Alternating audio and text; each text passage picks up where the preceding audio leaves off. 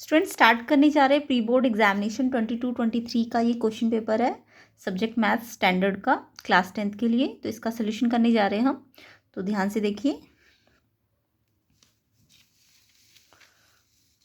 तो देखिए इसके सेक्शन ए में 20 क्वेश्चन है, 1 मार्क्स ईच के। तो ये तो आपको पैटर्न पता ही होगा सबको। तो फर्स्ट क्वेश्चन देखेंगे, the sum of exponent of the prime factors in the prime factorisation of 196। तो पहले आप 196 का प्राइम फैक्टराइजेशन करेंगे, देन आपको बोला है इसके एक्सपोनेंट जो है उनका सम निकालना है। तो ध्यान से देखिए कैसे करना था इस क्वेश्चन को। तो पहले आपने प्राइम फैक्टराइजेशन किया इसका, तो ये आया 2 इंटू 2 इंटू 7 इंटू 7। अब देखिए 2 पे भी 2 पावर है, यानी 2 बार आया, ये 7 भी 2 टाइम्स है। तो इसके एक्सपोनेंट्स का सम बोला है, तो इसके एक्सपोनेंट कितना है 2 और इसका एक्सपोनेंट कितना है 2। तो इन दोनों का सम करना है, तो कितना आएगा एक्सपोनेंट का सम 4। तो ऑप्शन डी इसका करेक्ट होगा। नेक्स्ट क्वेश्चन देखते हैं। ए आपको इस फॉर्म में गिवन है, एंड बी इस फॉर्म में, एंड सी इस फॉर्म में, एंड एलसीएम आपको बोला है ये है। तो आपको एन फाइंड करना है। देखिए ये जो एन है ना, ये फाइंड करना है। तो आपको एलसीएम के लिए मैंने आपको ट्रिक पहले भी बताई है, तो वही ट्रिक करनी है। पहले आप क्या करेंगे, ए बी सी ये जो है यहाँ अरेंज कर लेना, ठीक है। अब ये ए बी सी तो इस साइड है ना, तो अब आप देखिए ए में 2 कितनी बार आया है, ए में 2 कितनी बार आया है 3 बार, है ना। ए में 2 3 बार आया है, बी में कितनी बार आया है 1 टाइम्स, एंड सी में कितनी टाइम आया है, यहाँ तो 2 है ही नहीं ना, तो कितनी बार आया है 0 बार। अब देखिए नेक्स्ट 3 देखिए, 3 ए में कितनी बार आया है 1 बार, बी में कितनी बार आया है, यहाँ भी 1 बार आया है, एंड सी में 3 कितनी बार आया है n टाइम्स ना। सेम ऐसी 5 की टर्न, 5 ए में है ही नहीं तो 0 टाइम्स, बी में कितनी बार है 1 बार, और सी में कितनी बार है यहाँ भी 1 बार। अब आपको अगर एलसीएम क्वेश्चन में दे रखा है, एलसीएम एक्चुअल में क्या होता है, सारे जो भी ये बेस है आपके यहाँ पे, जितने भी बेस है उनको लिख दीजिए, ठीक है। अब यहाँ पे 2 पावर कितनी बार आनी चाहिए, 2 पावर देखिए यहाँ 3 बार है, यहाँ 1 बार है, यहाँ 0 बार है। तो जब भी एलसीएम होता है ना, तो 2 की मैक्सिमम पावर आती है। अगर एचसीएफ होता तो 2 की मिनिमम पावर आती, बट यहाँ पे 2 की मैक्सिमम पावर आएगी। तो यहाँ कितनी आएगी 2 की पावर 3, एंड यहाँ पे 3 की मैक्सिमम पावर कितनी है, तो हमें नहीं पता ना 3 की पावर कितनी है, तो अभी हम फिलहाल यहाँ पे छोड़ देते हैं। 5 की मैक्सिमम पावर कितनी है 1 है।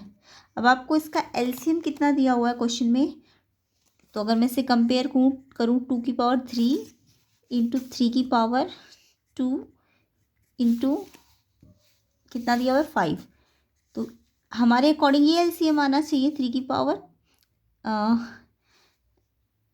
n। हमें नहीं पता ना यहाँ कितना है, क्या पता ये वहाँ 1 हो या 1 से ज़्यादा हो, है ना। तो अगर यहाँ पे 3 की मैक्सिमम पावर 2 है, तो मस्ट भी ये n कितना होगा 2 होगा, है ना। तो आप क्या करिए, जैसे करते हैं ए बी सी, अब ये जो बेसिस है यहाँ पे वो कितनी कितनी बार आए हैं वो रख देंगे, और सब बेसिस में हम बड़ी पावर लेंगे। तो 2 पे 3 पावर आएगी, तो यहाँ भी देखिए 3 है ना जब हम कंपेयर करेंगे तो, एंड 5 पे सब तीनों में से कौन सी बड़ी पावर है 1 ही है। अब यहाँ पे हमें नहीं पता 1 आएगी कि n आएगी, बट यहाँ पे 3 की पावर कितना दिया है 2 दिया है, तो यहाँ तो 2 था नहीं कहीं भी, तो यानी कि n कितना होगा 2 होगा। तो यहाँ से जब हम कंपेयर करेंगे तो n कितना आ जाएगा 2। तो इसका आंसर होगा ऑप्शन बी, ठीक है। थर्ड क्वेश्चन देखेंगे, if alpha and beta are the zeros of the polynomial. ये आपको पॉलिनोमियल गिवन है,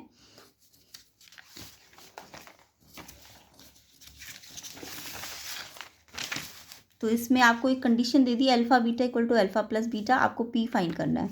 तो देखिए जब भी आपको पॉलिनोमियल दिया जाता है, ये पॉलिनोमियल दिया है, पहले आप इसे इससे कंपेयर करते हैं ना, a² plus bx plus c से, इससे a आ जाएगा p जो x² के साथ है, x के साथ जो होता है वो b होता है, तो ये -2 आ जाएगा, एंड जो बचा हुआ है वो कांस्टेंट होता है यानी कि 3p।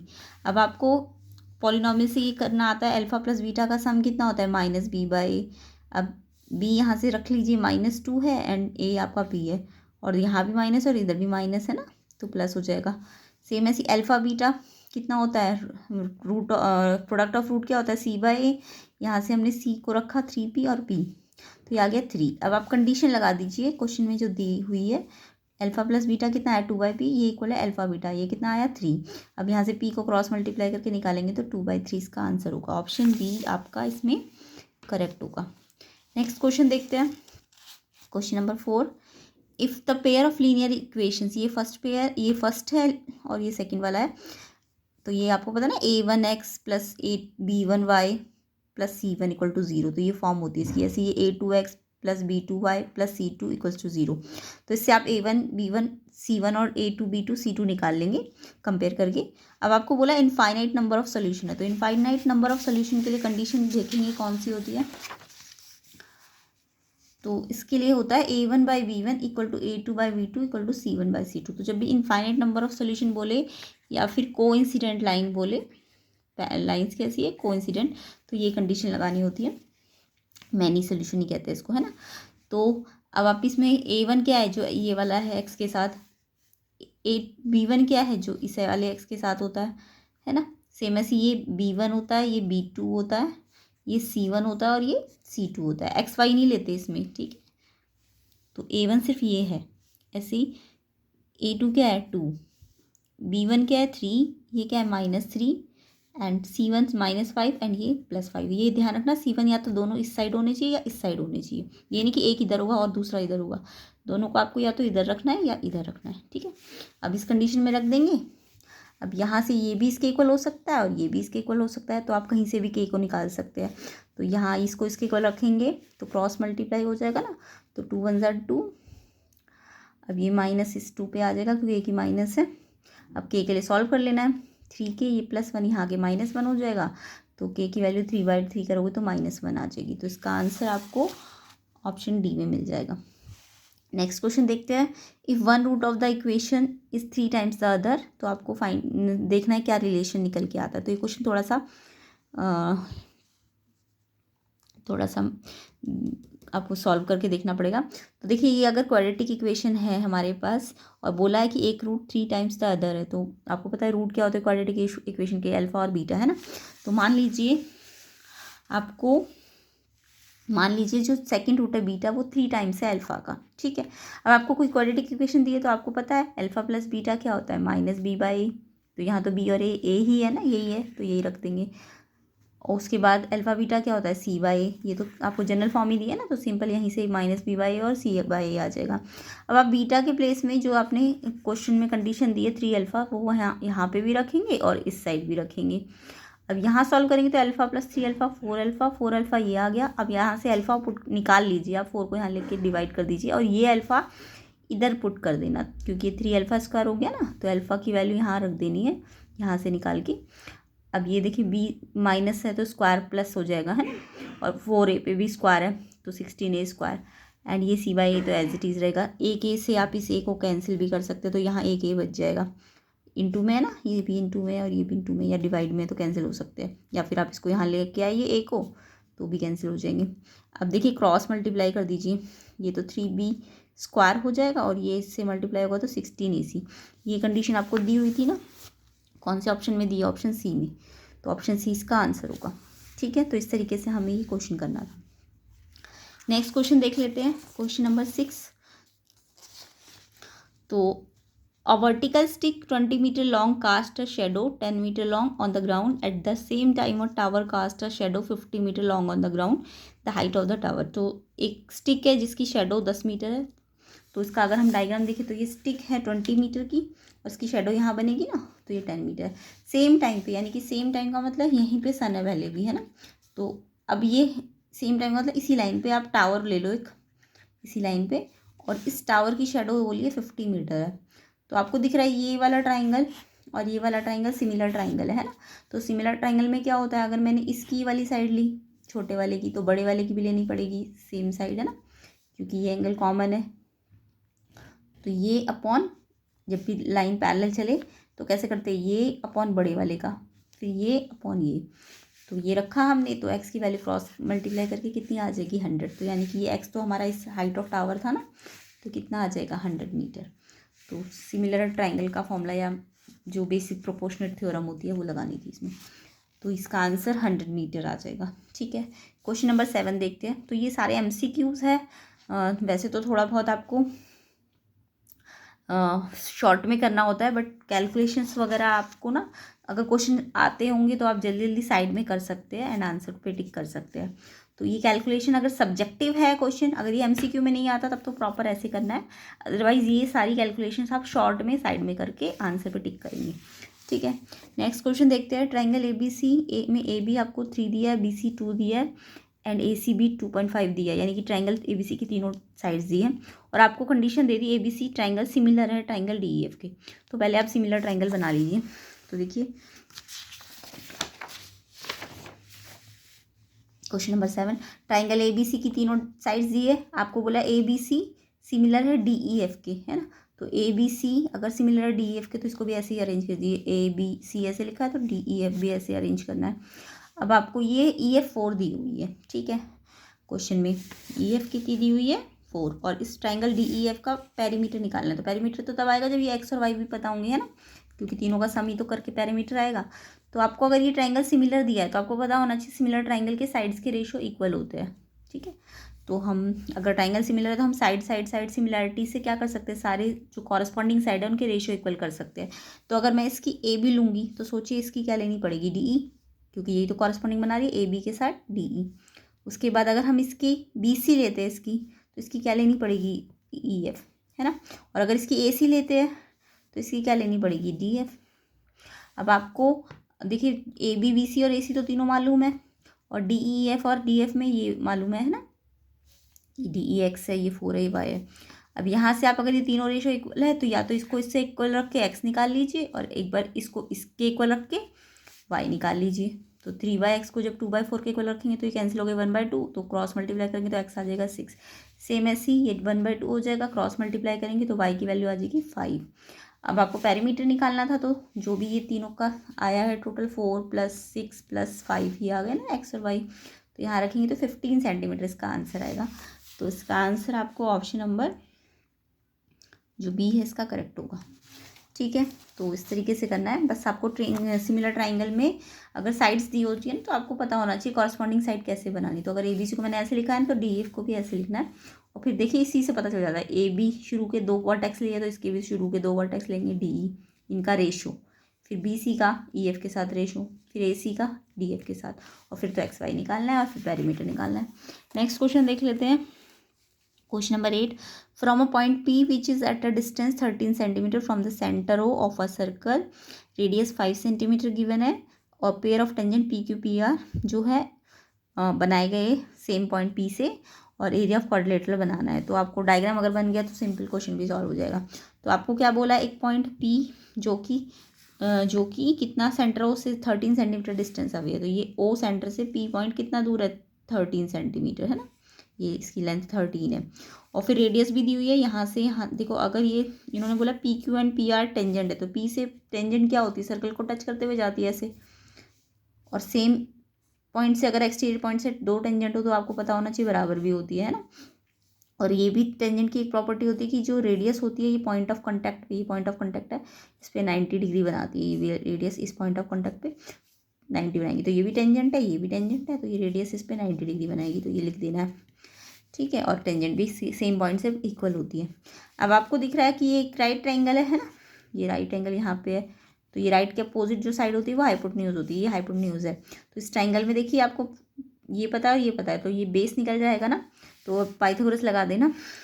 हाइपोटेन्यूज ये है पी ओ, उसका स्क्वायर इक्वल टू इसका स्क्वायर प्लस इसका स्क्वायर, तो इससे मेरा पी क्यू निकल जाएगा, ये माइनस हो जाएगा वहाँ जाके, एंड 144 का यहाँ स्क्वायर हटेगा तो रूट लग जाएगा, 12 आ जाएगा। अब पी क्यू 12 आ गया। ये हमने निकाला क्यों है, क्योंकि ये एक राइट एंगल ट्रायंगल है, इसका अगर मैं एरिया निकाल लेती हूँ तो सेम एरिया इसका भी आएगा और फिर पूरे क्वाड्रिलेटरल का आ जाएगा। तो पहले इसका एरिया निकाल लिया हमने, half into base into height. Base क्या है, देखिए ये राइट एंगल में ये तो हाइपोटेन्यूज है, तो बेस या हाइट इन दोनों में से कोई एक होगी, है ना। तो इन दोनों को ही लेना है, एक परपेंडिकुलर लेना है और एक बेस लेना है। तो हमने बेस ले लिया ओ क्यू और हाइट ले ली पी क्यू, बस ये नहीं लेना क्योंकि ये हाइपोटेन्यूज है, ठीक है। तो हाइपोटेन्यूज की हेल्प से तो हमने ये वाली साइड निकाली थी ना, तो हाइपोटेन्यूज को हमेशा इस साइड रखते हैं, याद रखना, और इनको प्लस करके ऐसे रखते हैं।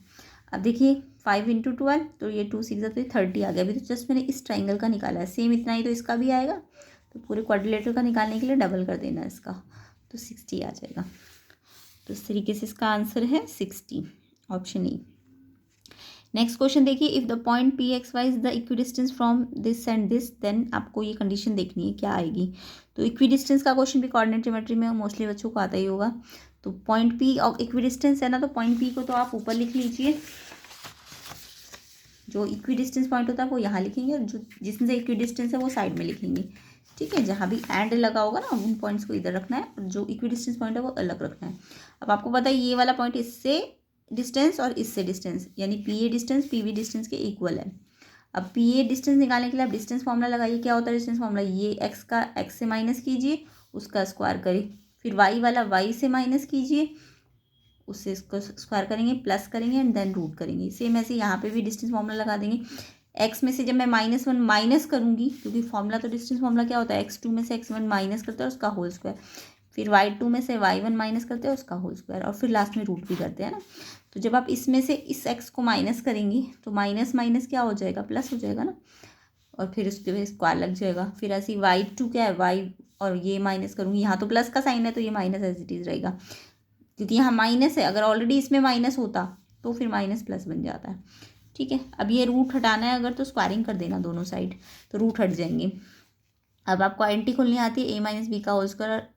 ठीक है, तो a स्क्वायर प्लस 5 का square 25, a square plus b square minus 2ab, 2 into x into 5 कितना हो जाएगा 10x, है ना। सेम ऐसे ये भी फॉर्मूला आइडेंटिटी से खोल दीजिए। इसका भी a प्लस बी का होल स्क्वायर का फॉर्मूला, इसका भी a प्लस बी का होल स्क्वायर का फॉर्मूला।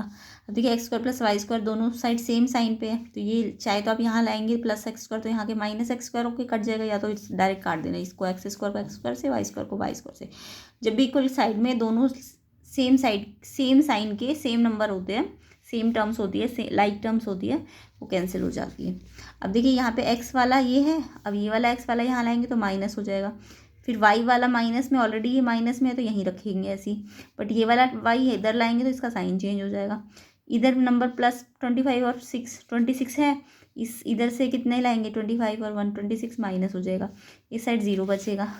अब आपको दिख रहा है x माइनस 12x हो गया, और माइनस प्लस माइनस साइन बड़े का, दोनों माइनस प्लस माइनस साइन जो है बड़े का लगता है, तो ये प्लस में से 2 माइनस करूँगी तो 8 और साइन प्लस का लगेगा।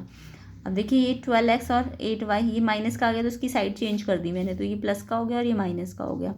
अब यहाँ से दोनों में से 4 कॉमन आ सकता है ना, तो 4 को कॉमन ले लिया, 4 3 = 12, 4 2 = 8, तो 4 से मैंने इसको भी डिवाइड किया, इसको भी किया, तो इसको भी किया, तो इसको तो डिवाइड करेंगे तो 0 ही आएगा ना। अब ये 3x, अब ये 2y को इस साइड भेज दीजिए, तो 3x = 2y, तो ये रिलेशन आपको दिया हुआ था ना ऑप्शन सी में, तो इसका आंसर ऑप्शन सी होगा। तो यहाँ पे क्योंकि हमें दोनों ही एक्स वाई नहीं पता है ना, तो ना तो एक्स निकलेगा ना वाई, सिर्फ एक रिलेशन आएगा, ये रिलेशन, और फिर इसको मैं इधर लेके आऊँगी क्योंकि क्वेश्चन मुझे इस फॉर्म में नहीं दिया, इस फॉर्म में दिया है। नेक्स्ट क्वेश्चन देख लेते हैं, 10th question. If tan² 45 minus cos² 30 = x sin 45 cos 45 x find करना है। तो ये भी सिंपल है, ये tan 45 तो cos 30 की वैल्यू तो आपको पता ही होती है टेबल वाइज, है ना। तो tan 45 की वैल्यू 1 होती है, इस पर स्क्वायर लगाए ना तो इस पर स्क्वायर लग जाएगा। cos 30 √3/2 होती है, उस पर भी स्क्वायर लगाए। x as it is sin 45 की वैल्यू 1/√2, cos 45 की भी सेम होती है।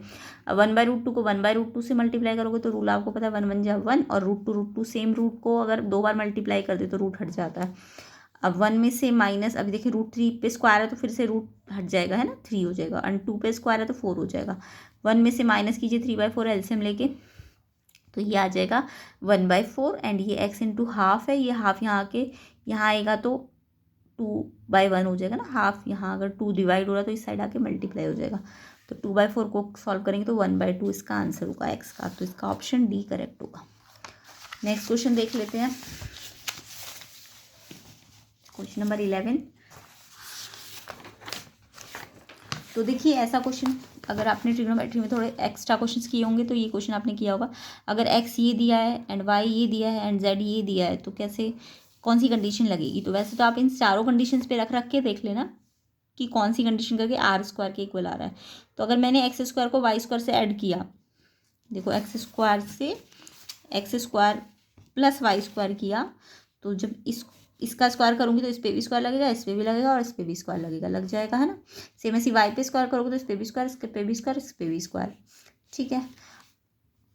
अब इसको आप जब प्लस करते हो तो r² कॉमन आ जाएगा ना दोनों को प्लस करने से, एंड यहाँ से sin² थीटा कॉमन आ जाएगा, तो अंदर बचेगा cos² फाई, ये फाई है, देखिए ये थीटा है, ये फाई है, तो यानी ये थीटा अलग है दोनों के, तो ये cos² फाई यहाँ बचेगा, और इसमें से क्या कॉमन बचेगा sin², अगर r² sin² थीटा बाहर है तो sin² फाई अंदर बचेगा।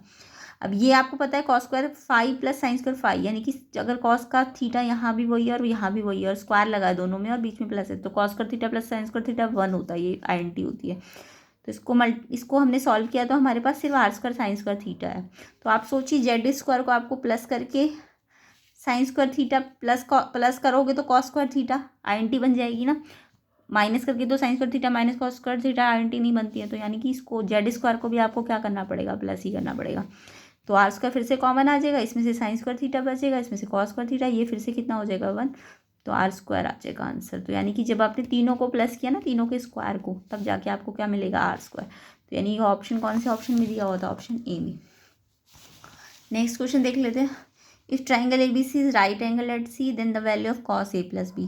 तो आपको देखिए ए बी सी एक राइट एंगल बोला है जो कि सी पे राइट एंगल है। तो अगर मैं ए बी सी ट्राइंगल को बनाऊँ तो सी पे राइट एंगल है, तो यस आपको पता है तीनों एंगल्स का सम 180 होता है। तो अगर ये अकेला 90 है तो इन दोनों का सम कितना हो जाएगा, 90 हो जाएगा ना। अगर इन तीनों का सम 180 है तो ये 90 है, तो इन दोनों का सम भी कितना आएगा, 90 तो आएगा। अब आपको ये थोड़ा निकालना है, आपको तो कॉस ए प्लस बी निकालना है। तो आप दोनों साइड कॉस ले लीजिए, इस साइड भी और इस साइड भी। तो इस साइड कॉस 90 की वैल्यू आपको पता होनी चाहिए 0 होती है, तो आपको ये निकल जाएगा, ये कितना आ गया 0। तो इसका आंसर कितना आएगा 0, ऑप्शन ए में। नेक्स्ट क्वेश्चन कर लेते हैं। The area of a sector whose parameter is 4 times its radius. तो सेक्टर का एरिया निकालना है आपको और इसमें एक कंडीशन दे दी, पैरीमीटर जो है सेक्टर का वो 4 टाइम्स इट्स रेडियस। तो आपको ये वाला क्वेश्चन मैंने बहुत बार समझा रखा है, जब भी सेक्टर का पेरीमीटर की बात करें तो देखिए सेक्टर का पेरीमीटर मतलब इसकी बाउंड्री का लेंथ। तो इसकी बाउंड्री में एक 2 रेडियस आ रही है और एक लेंथ ऑफ आर्क आ रही है। तो पेरीमीटर ऑफ सेक्टर होता है L+2R, और ये आपको बोला है कि 4 टाइम्स ऑफ रेडियस है, ये क्वेश्चन में बोल रखा है। तो अब यहाँ से आप रेडियस को एक तरफ करिए तो L=2R आ जाएगा। ठीक है, अब एल आप सबको पता है क्या होता है, length of arc 2πr θ/360 circumference का पार्ट। ठीक है, अब ये इक्वल टू 2r। अब 2r से 2r क्या कर सकते हैं आप, कैंसिल कर सकते हैं, है ना।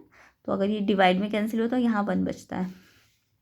अब आपको देखिए क्या बचा, पाई θ/360। यहाँ से अगर 2r हट गया तो पाई θ/360 बचा है, वो कितना आया है 1।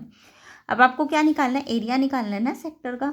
तो आपको पता है एरिया क्या होता है, पाई r स्क्वायर θ/360। अगर आप r स्क्वायर को यहाँ साइड कर लीजिए तो अंदर क्या बचता है, पाई θ/360, और ये तो हमने निकाल लिया ना, यहाँ से कितना आया है 1 आया है। तो यहाँ पे यानी r स्क्वायर इंटू 1 कितना आ जाएगा, r स्क्वायर। तो एरिया ऑफ सेक्टर r की टर्म में r स्क्वायर आ जाएगा। तो ये आंसर आपको ऑप्शन सी में मिल रहा है ना। तो ऐसे करना था इस क्वेश्चन को। तो ये फॉर्मूला आपको याद रखना है, पेरीमीटर का भी और एरिया का भी। अब नेक्स्ट क्वेश्चन देख लेते हैं, ये भी कुछ ऐसा ही है। If the perimeter of semi circular protector is 36 centimetre, diameter आपको फाइंड करना है। तो सेमी सर्कुलर प्रोटेक्टर भी एक तरह से सेक्टर ही कह सकते हो, बट ये हाफ सेमी सर्कल होता है, यानी सेमी सर्कल होता है ये। तो देखिए इसका भी अगर हम देखें तो ये प्रोटेक्टर है ना, जिसे आप डी कहते हो, तो ये क्या है, इसका पेरीमीटर भी तो यही होगा, क्योंकि इसमें भी क्या है, एक तो यहाँ भी रेडियस है और एक यहाँ भी रेडियस है और साथ में लेंथ ऑफ आर्क है। तो यानी कि आप लिख सकते हैं L+ या तो 2R या D, या तो L+D लिख सकते हैं, या फिर इस D को आप 2R भी तो लिख सकते हैं, है ना। तो L क्या होता है, देखिए अब मैं वैसे तो L का पूरा फॉर्मूला लगा सकती थी, जो अभी मैंने पहले थोड़ी देर पहले बताया, 2πr θ/360 L का फॉर्मूला होता है। बट यहाँ पे मुझे थीटा पता है 180 डिग्री का बन रहा है, तो यानी कि 180 से ये कट जाएगा तो 2 से 2, तो यानी कि सेमी सर्कल की जो L होती है वो πr होती है, क्योंकि आपको पता है पूरे सर्कल का 2πr होता है, तो आधा करेंगे तो πr ही आएगा, या फिर आप फॉर्मूले से भी निकाल लीजिए लेंथ ऑफ आर्क के। तो length I πr and D भी है साथ में। अब डी को आप क्या लिख सकते हैं, 2r। अब देखिए यहाँ से r कॉमन आ जाएगा तो अंदर बचेगा इसमें से पाई और इसमें से 2 बचेगा। अब आपको अगर रेडियस निकल जाए तो आप डायमीटर भी निकाल सकते हैं, क्योंकि क्वेश्चन में आपको क्या बोला है, इसका डायमीटर निकालने को। तो रेडियस आप कैसे निकालेंगे, ये रेडियस को यहीं रखिए, ये π+2 को यहाँ मल्टीप्लाई में तो यहाँ के डिवाइड हो जाएगा। अब इसको आप सॉल्व कर लीजिए, π+2 को, पाई की वैल्यू 22/7 + 2 होती है ना। अब देखिए आपको रेडियस थोड़ा निकालनी है, आपको तो डायमीटर निकालना है, तो आपने दोनों साइड 2 से क्या कर दिया, मल्टीप्लाई, ताकि ये चीज़ डायमीटर बन जाए। ठीक है, पहले क्यों नहीं हमने डायमीटर निकाला, क्योंकि अगर मैं ये πr को इधर लेके भी जाती तो मुझे रेडियस तो पता ही नहीं ना क्वेश्चन में, तो इसलिए पहले हमने डायमीटर को 2r में चेंज किया है ताकि हम रेडियस निकाल सके, और फिर रेडियस निकल गई तो रेडियस से ही डबल करके मैंने डायमीटर निकाल लिया। ठीक है, तो अब ये π+2 को सॉल्व करेंगे तो एलसीएम लेंगे इसका, है ना, 7 और 1 का एलसीएम 7 आएगा, ये 7 है तो ये एज इट इज़ आ जाएगा। 1 में 7 टाइम आता है तो 2 7 जा 14 आ जाएगा। अब ये रेसिप्रोकल हो जाता है, जब भी फ्रैक्शन ये वाला नंबर फ्रैक्शन से डिवाइड हो रहा हो, तो फ्रैक्शन रेसिप्रोकल हो जाएगा, ये 7 ऊपर आ जाएगा और ये चीज़ नीचे आ जाएगी। अब ये कैंसिल हो जाएगा तो डायमीटर कितना आ जाएगा 14 सेंटीमीटर। तो इसका आंसर आएगा 14 सेंटीमीटर। तो क्वेश्चन आपको दोनों ही थोड़े से अलग है, तो ये ध्यान से करना है आपको, सेक्टर का पेरीमीटर या फिर सेमी सर्कुलर प्रोटेक्टर का पेरीमीटर। नेक्स्ट क्वेश्चन देख लेते हैं। The ratio of the lateral surface area to the TSA of cylinder, यानी कि सिलेंडर का ही लेटरल सरफेस एरिया और टोटल सरफेस एरिया का रेशो बोला है। आपको इसका डायमीटर दिया है एंड हाइट दी है। ध्यान रखना ये मीटर में है और ये सेंटीमीटर में। डायमेंशन को बहुत ध्यान से देखना। तो ये सेम या तो सेंटीमीटर में बदल दीजिए या मीटर में बदल दीजिए, ठीक है। आपको लेटरल सरफेस एरिया का भी फॉर्मूला लगाना है, TSA का भी। अब ये ध्यान रखना लेटरल का ऊपर रखना है एंड TSA का नीचे रखना है। अगर आप गड़बड़ कर देते तो रेशो गलत हो जाएगा, इसलिए ये ध्यान रखना। पहले ये है ना, तो ये ऊपर रखना है फॉर्मूला और ये वाला फॉर्मूला नीचे रखना है। तो CSA of cylinder upon TSA of cylinder. CSA curve surface को ही लेटरल कहते हैं हम। तो लेटरल क्या होता है 2πRH एंड TSA इसके कर्व प्लस इसके दो बेस के एरिया से। आपको पता है ये सिलेंडर है तो कर्व पार्ट तो सिर्फ ये वाला होता है, बट जब मैं TSA की बात कर रही हूँ तो इसमें ये वाला बेस भी आ जाएगा और ये वाला बेस भी। तो ये बेस भी सर्कल है, ये बेस भी, तो कर्व में ही 2πr² ऐड हो जाता है। तो यहाँ से 2πr कॉमन ले सकते हो ना आप दोनों में से, इसमें से। तो अंदर इसमें से H बचेगा और इसमें से R बचेगा। अब ये 2πr तो कैंसिल हो गया क्योंकि सेम ही सिलेंडर है, सेम डायमीटर है, तो रेडियस भी सेम ही होगी, है ना। तो ये कैंसिल हो गए, तो ये H/H+R आ जाएगा। H आपको क्वेश्चन में गिवन था, हाइट कितनी है 20 सेंटीमीटर, बट सेंटीमीटर में है तो आपने इसे मीटर में चेंज कर लेना, 100 से डिवाइड कर देना, तो 0.2 मीटर आ जाएगा। एंड H+R, H फिर से मीटर में और ये भी मीटर में। अब देखिए डायमीटर 1.6 मीटर में है तो रेडियस हाफ करके 0.8 मीटर आ जाएगी, है। अब मीटर ये दोनों इसलिए मीटर में बदलने ज़रूरी है। तो ये 0.8 रखना ध्यान, ये रेडियस रखनी है हमें, जबकि हमें क्वेश्चन में डायमीटर दिया है। तो ये 0.2 और 0.8 को ऐड कैसे करेंगे, पॉइंट के नीचे पॉइंट लेते हैं तो ये 1.0 आ जाएगा ऐड करके।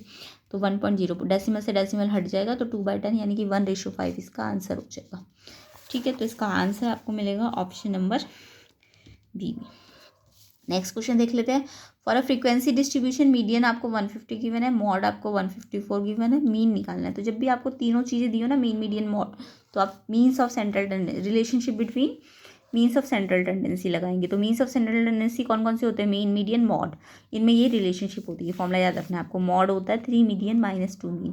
अब आपको मीडियन भी क्वेश्चन में गिवन है एंड मॉड भी गिवन है, आपको मीन निकालना है। तो इक्वेशन जैसे सॉल्व करते ही पहले तो मीन को माइनस में है ना, इस साइड ले जाइए प्लस में, तो ये कितना हो गया 450 एंड ये यहाँ आ जाएगा तो प्लस से माइनस हो जाएगा, फिर माइनस करके एंड ये डबल जो है ये डिवाइड हो जाएगा, तो मीन आ जाएगा 148।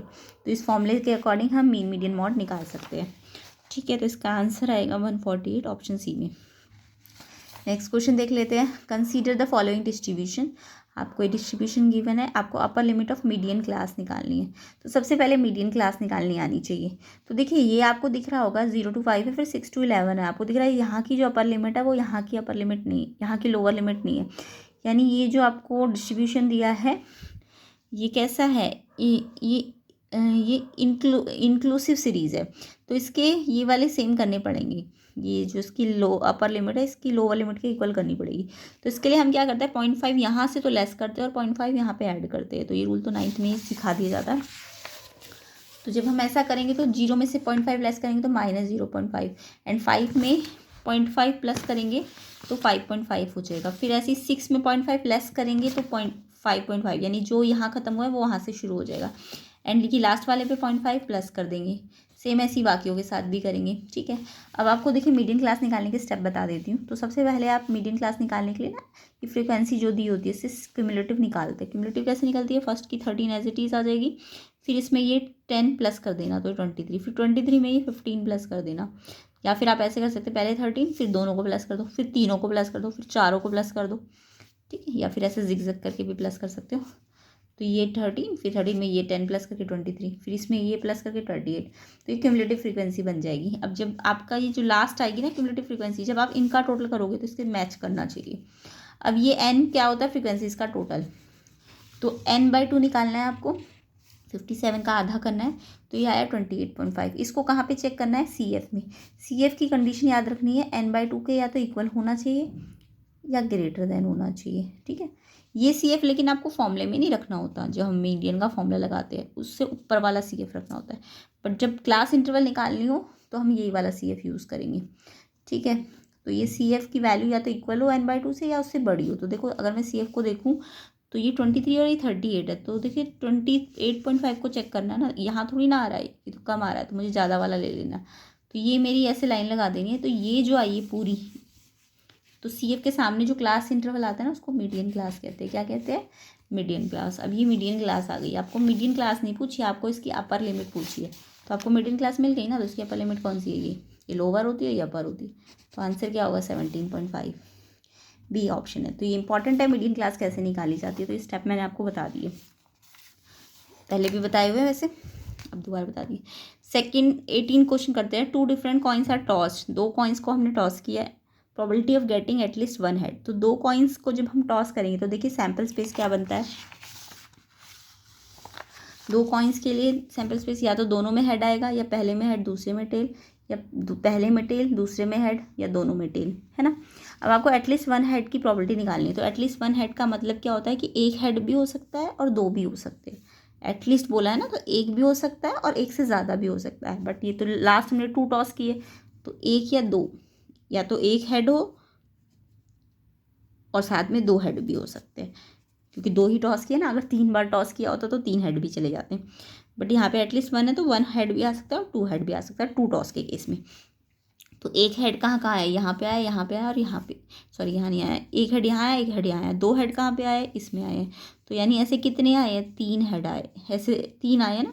आपको प्रोबेबिलिटी निकालने के लिए क्या करते हैं, जिसकी निकालनी हो, जो वो जितने आए होते हैं उनके नंबर को ऊपर रखेंगे और टोटल जितने नंबर है सैम्पल स्पेस के अंदर वो डिवाइड में रखेंगे। 3/4। अगर इसी क्वेश्चन में एटमोस्ट 1 हेड बोल देते, एटमोस्ट 1 हेड, तो एटमोस्ट 1 हेड का मतलब क्या होता है कि एक हेड भी हो सकता है और क्या पता 0 हेड भी हो। एटमोस्ट का मतलब पीछे जाएंगे हम, तो एक भी हो सकता है और एक से कम यानी कि 0 भी हो सकता है।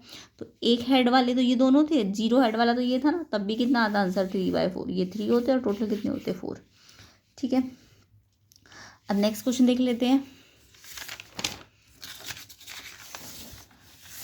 तो इसका आंसर हमें मिला 3/4। ठीक, ऑप्शन सी। अब 19 एंड 20 एजर्शन रीजन है, तो एजर्शन रीजन में आपको पहले एजर्शन वाली स्टेटमेंट पढ़नी है, देन रीजन वाली पढ़नी है। तो एजर्शन देखिए आपको क्या गिवन है, HCF 2 नंबर्स का 4 है, और ये जो जिन 2 नंबर्स का HCF 4 है उनका प्रोडक्ट भी आपको दिया हुआ है ये, और LCM बोला है इतना आना चाहिए। तो आपको एक फॉर्मूला पता हुआ है HCF and LCM and product के बीच में, क्या है वो फॉर्मूला? HCF इंटू LCM बराबर होता है प्रोडक्ट के। ठीक है, तो HCF of AB LCM of AB इनके प्रोडक्ट AB के प्रोडक्ट के बराबर होता है।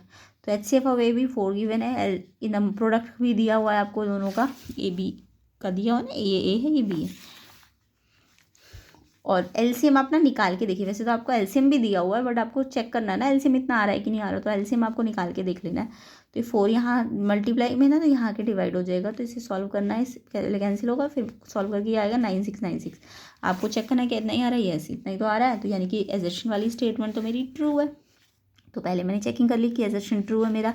अब मैं रीज़न वाली स्टेटमेंट देख लेती हूँ। तो LCM बोला है इन्होंने A एंड B का, AB के प्रोडक्ट और HCF को मल्टीप्लाई करके आता है, ऐसा थोड़ी ना। LCM तो कैसे आया था? A और B को मल्टीप्लाई करके। HCF को क्या किया था हमने? डिवाइड किया था ना, मल्टीप्लाई करके थोड़ा ना आया था। HCF को क्या करना पड़ेगा? प्रोडक्ट से डिवाइड करना पड़ेगा ना, तभी तो LCM आएगा। तो ये तो बोल रहा है कि LCM आएगा जब HCF को भी प्रोडक्ट से मल्टीप्लाई कर देंगे, तो ये फॉल्स स्टेटमेंट है। यानी रीज़न वाली स्टेटमेंट कैसी है? फॉल्स। तो जब भी इन दोनों में से कोई एक फॉल्स होता है तो आंसर आपको A और B में नहीं मिलेगा, C और D में मिलेगा। ठीक है, जब भी दोनों स्टेटमेंट में से आपको कोई भी एक स्टेटमेंट फॉल्स है तो आंसर या तो C में मिलता है या D में मिलता है।